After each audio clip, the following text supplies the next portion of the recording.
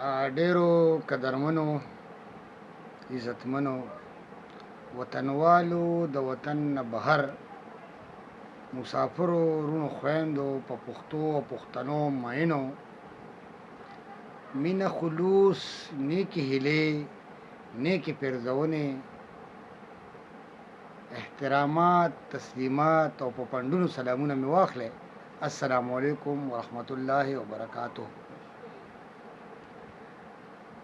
ملګرو نن د سره یو څو کیسې شریک کول غواړم. لومړی خدا چې د خوشحال خټک غیرت یم،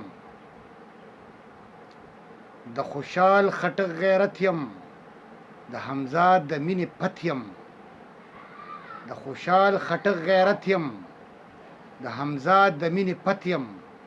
که مې پیژنې خپل کامه، که مې پیژنې خپل کامه، زه پښتو ستاسو عزت یم.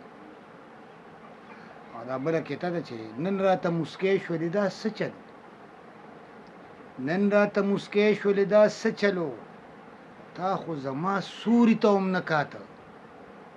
نن راته مسکی شولې دا څه چلو، تا خو زما سوري ته هم نه کاته. او څوک وایي چې ټک د یو لاس نه خیږي، څوک وایي چې ټک د یو لاس نه خیږي، تا چې راته نه کاته ما ښه کاته. څوک وایي چې ټک د یو لاس نه خیږي، تا چې راته نه کاته ما ښه کاته. دا بله کیسه ده چې ما د عقل سترګې ولیدې په ځان کې، ما د عقل سترګې ولیدې په ځان کې، په مکتب د رهگذر کې چې مرید شوم. ما د عقل سترګې ولیدې په ځان کې، په مکتب د رهگذر کې چې مرید شوم.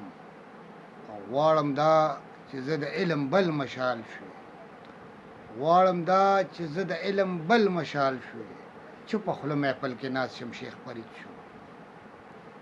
او دا بله کیسه ده چې لا خو رڼا نه ده تیاره مو په خیبر پرته ده، لا خو رڼا نه ده تیاره مو په خیبر پرته ده، وګورئ توره شپه زمونږ لا په سر پرته ده. لا خو رڼا نه ده تیاره مو په خیبر پرته ده، وګورئ توره شپه زمونږ لا په سر پرته ده.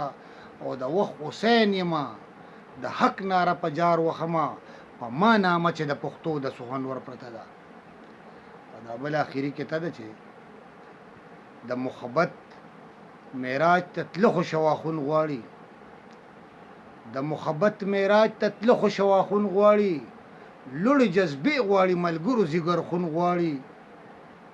د محبت معراج ته تله خو شواخون غواړي، لوړې جذبې غواړي ملګرو ځیګر خون غواړي.